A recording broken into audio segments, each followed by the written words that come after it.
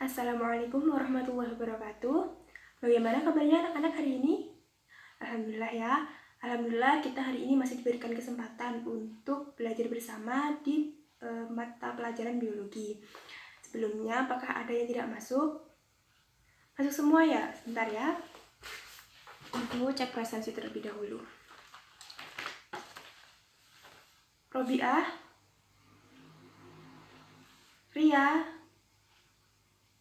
Nuril, Amel, hadir semua ya. Alhamdulillahirrahmanirrahim kalau hadir semua. Bagaimana puasanya hari ini? Lancar ya, meskipun puasa kita tidak boleh malas untuk melaksanakan pembelajaran. Kita harus tetap semangat meskipun kita puasa. Nggak boleh lemes ya. Nah, sekarang apakah ada yang tahu kita hari ini akan membahas tentang materi apa? Benar sekali, materi evolusi. Sebelumnya, di pertemuan kemarin, apakah ada yang masih ingat kita membahas tentang apa? Benar, kita pada pertemuan kemarin membahas tentang mutasi. Nah, di sini Ibu ingin bertanya, apakah ada yang masih ingat apa yang dinamakan dengan mutasi? Nah, ya silakan Amel. Benar sekali, mutasi adalah perubahan genetik dari suatu individu yang bersifat menurun. Seperti itu ya. Oke, sekilas saja. Selanjutnya kita akan membahas tentang materi kita hari ini, yaitu evolusi. Oke, pada pertemuan kali ini kan membahas tentang evolusi ya. Kompetensi dasar 2.9 yaitu menganalisis tentang teori evolusi dan seleksi alam dengan pandangan baru mengenai pembentukan spesies baru di bumi berdasarkan studi literatur. Nah, tujuan pembelajaran pada hari ini yaitu yang pertama, siswa dapat mengetahui dan memahami pengertian evolusi. Yang kedua, siswa dapat mengetahui teori evolusi menurut para tokoh. Yang ketiga, siswa dapat mengetahui faktor-faktor yang menyebabkan evolusi. Dan yang terakhir, siswa dapat mengetahui korelasi materi evolusi dengan ayat Al-Quran. Oke, selanjutnya, Ibu di sini ingin bertanya, apakah dari anak-anak di sini mengetahui apa itu pengertian dari evolusi? Ada yang tahu? Ya, silahkan Nuril. Ya, benar sekali. Evolusi itu adalah proses pewarisan sifat organisme yang berubah dari generasi ke generasi dalam kurun waktu yang sangat lama. Nah, di sini evolusi itu juga mempelajari bagaimana spesies baru itu dapat terbentuk dan berbagai spesies tumbuhan dan hewan dalam jangka waktu tertentu. Evolusi juga mempelajari bagaimana spesies-spesies yang berbeda dapat memiliki kekerabatan. Seperti itu ya, bagaimana dapat dipahami? Alhamdulillah. Nah, selanjutnya kita akan mengenal tokoh-tokoh tentang pencetus teori evolusi. Di sini ada beberapa tokoh yang terkenal tentang pengeluaran teori evolusi. Ada yang tahu siapa saja tokoh tersebut? Benar, yang pertama Lamarck, yang kedua Darwin, dan yang ketiga Weismann. Nah, jadi teori menurut tokoh yang pertama ya, yaitu Lamarck. Lamarck adalah seorang ahli biologi Prancis yang menjelaskan evolusi itu berdasarkan suatu gagasan bahwa perubahan pada suatu individu disebabkan oleh lingkungan dan bersifat turun-menurun. Nah, jadi teori evolusi menurut Lamarck itu adalah perubahan suatu individu karena lingkungan dan bersifat turun-menurun. Nah, sebagai contoh di sini ada jerapah yang mempunyai leher yang panjang. Nah, menurut beliau, jerapah yang memiliki leher panjang itu awalnya adalah jerapah yang memiliki leher pendek, bukan pendek, tidak terlalu panjang. Tapi karena di sana jerapah itu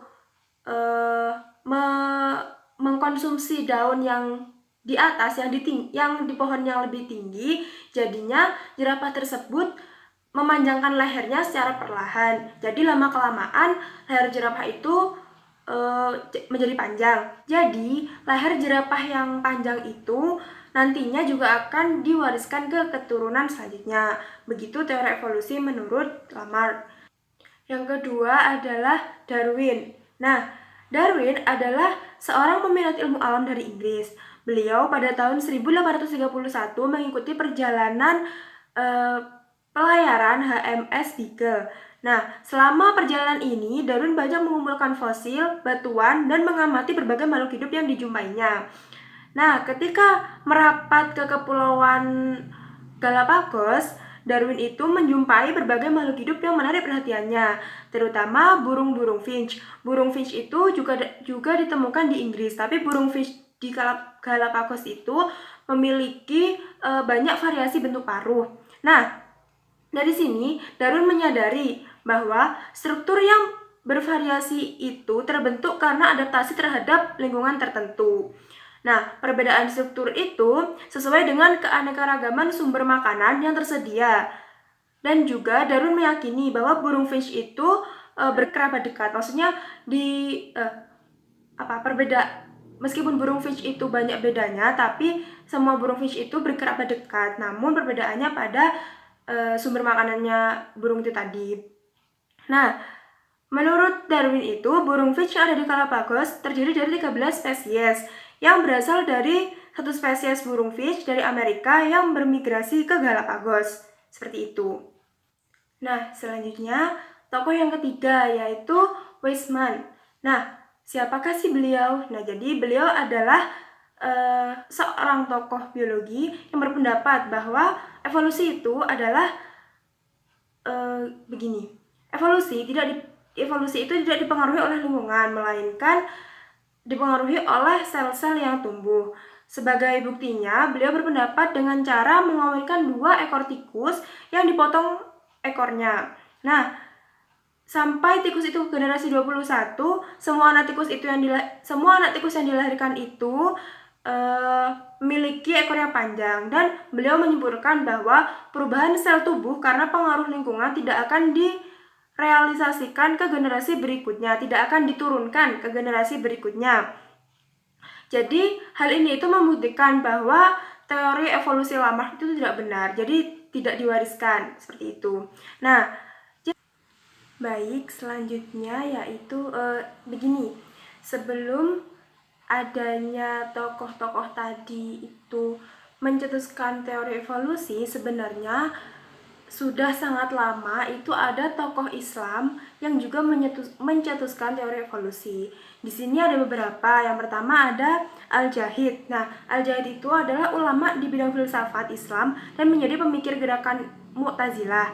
Namun setelah dikaji lagi, pemikiran dari Al-Jahid itu telah masuk teori kajian biologi untuk pada masanya. Nah, dari beberapa gagasan yang disampaikan Al-Jahid, misalnya kompetisi makhluk hidup berebut sumber daya alam yang terbatas, kemudian adaptasi lingkungan, serta dampak dari adaptasi makhluk hidup itu ada pada kesiapan mereka menghadapi perubahan zaman. Nah, tokoh yang kedua itu ada ilmuwan muslim yang sezaman dengan Darwin yang mendukung seleksi alam. Nah, salah satunya yaitu Syed Ahmad Khan. Beliau adalah ulama India yang hidup di abad 19. Ahmad Khan menulis beberapa makalah yang menjelaskan seleksi alam dengan versinya sendiri tentunya. Sang ulama juga menegaskan bahwa konsep evolusi itu tidak bertentangan dengan iman penganut Islam ataupun ajaran Al-Quran, karena teori itu sekedar menjelaskan cara kerja alam, bukan menjawab asal-usul dari manusia. Oke, selanjutnya yaitu kita akan membahas tentang faktor-faktor terbentuknya evolusi. Dari sini apakah ada yang tahu apa sajakah faktor-faktor yang dapat menyebabkan terbentuknya evolusi? Ya, Nuril?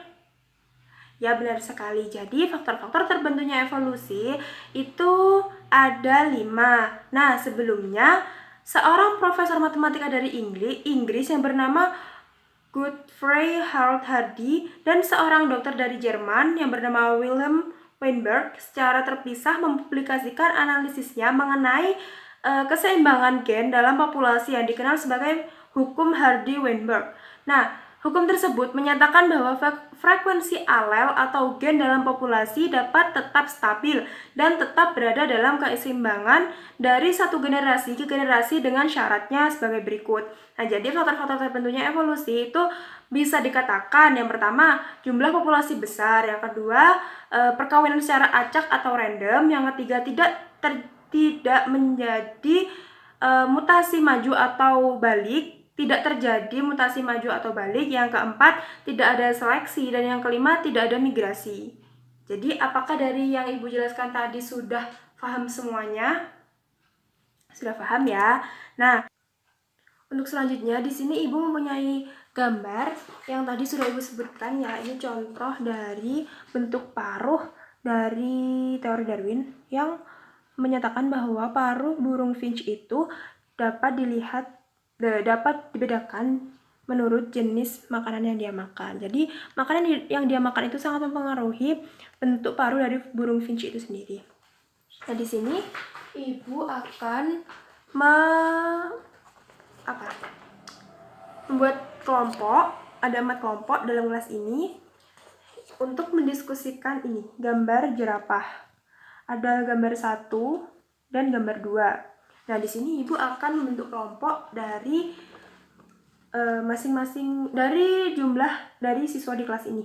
Nah, kelompok 1 dikoordinatori oleh Nuril, kelompok 2 oleh Amel, kelompok 3 oleh Robiah, dan kelompok 4 oleh Ria. Setuju ya? Setuju. Oke. Nah, di sini Ibu mempunyai gambar jerapah. Tolong dalam 5 menit kalian diskusikan apa yang ada di dalam gambar ini. Nanti akan Ibu tunjuk 2 kelompok tercepat untuk memaparkan apa yang sudah didiskusikan. Oke, 5 menit cukup ya? Cukup. 5 menit silahkan dimulai dari sekarang. Bagaimana? Sudah 5 menit ya? Berarti sudah selesai. Oke, sekarang Ibu akan meminta salah satu dari kalian dulu untuk mendiskusikan, memaparkan hasil diskusi dari gambar ini. Ayo, siapa? Kelompok berapa? Kelompok 1, Nuril ya? Ya, kelompoknya Mbak Nuril, silakan. Dari gambar 1 ini, apa yang dapat kalian dapat yang sudah kalian diskusikan? Ya, benar sekali. Jadi, pada gambar 1 ini itu menjelaskan teori tentang Lamarck.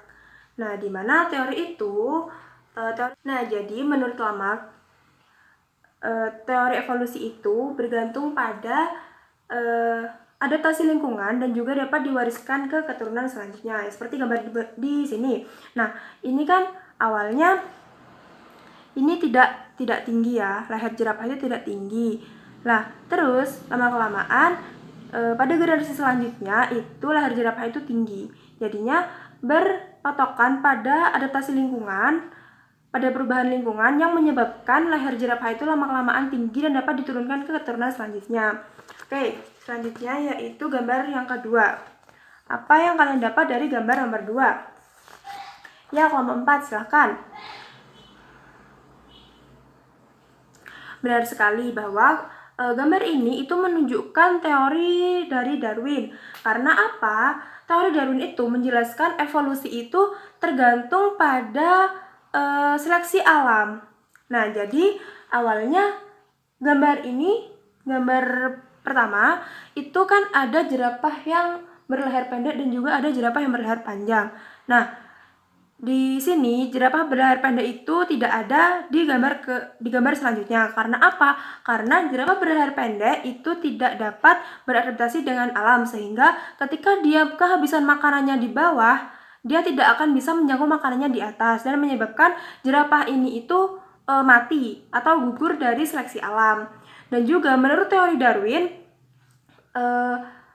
individu yang berubah itu tidak ada yang berubah, melainkan sudah ada sejak dahulu, dan seleksi alamlah yang dapat menghilangkan individu yang tidak ada sekarang, seperti itu. Jadi dapat dipahami ya. Oke, jadi apakah dari pembelajaran kali ini, apakah ada yang ditanyakan? Mungkin ada sedikit ketidakpahaman, bisa segera ditanyakan ya. Kalau tidak ada berarti sudah paham semua. Jadi di sini Ibu minta kalian untuk menyimpulkan apa yang telah kita pelajari hari ini. Oke, terima kasih. Jadi hari ini kita telah belajar tentang evolusi. Apa sih evolusi itu? Evolusi itu adalah proses pewarifan sifat organisme yang berubah dari generasi ke generasi dalam kurun waktu yang lama. Dalam kurun waktu yang sangat lama. Nah, di sini ada beberapa tokoh teori evolusi. Yang pertama adalah Lamarck, ada Darwin, dan juga ada Weismann. Nah, sebelum tokoh-tokoh itu sudah mencetuskan teori evolusi, ada beberapa tokoh Islam yang juga sudah mencetuskan teori evolusi. Di antaranya ada Al-Hajiz dan ada Sayyid Ahmad Khan. Selanjutnya, faktor-faktor yang dapat mempengaruhi evolusi itu ada 5. Yang pertama, jumlah populasi besar. Yang kedua, perkawinan secara acak atau random. Yang ketiga, tidak terjadi mutasi maju atau balik. Yang keempat, tidak ada seleksi. Dan yang kelima, tidak ada migrasi. Jadi dari sini dapat dipahami ya tentang materi hari ini. Oke. Nah, selanjutnya, apakah ada yang tahu korelasi antara teori evolusi, bab kita tentang evolusi, dan juga tentang ayat Al-Quran? Ya benar, salah satunya itu ada di surat Al-A'raf ayat 179. Jadi di sini menjelaskan bahwa meskipun manusia itu sama hewan ada kesamaan, tetapi juga ada perbedaan. Begitupun di teori evolusi. Meskipun ada yang membicarakan tentang asal-usul manusia itu dari kera, atau asal-usul manusia itu menurut Islam dari Nabi Adam, di situ bisa dapat diterima semuanya karena untuk pembelajaran bagi kita. Namun kita juga harus pandai-pandai memilah mana informasi yang benar dan juga mana informasi yang kurang benar. Sekian ya. Oke, berarti sudah semua ya. Jadinya untuk minggu depan kita mempelajari tentang lanjutan teori evolusi. Nah, Ibu minta kalian belajar ya, karena seperti biasa di akhir pertemuan nanti kita akan adakan post test. Sudah ya, sekian dari Ibu. Kurang lebihnya mohon maaf. Wassalamualaikum warahmatullahi wabarakatuh.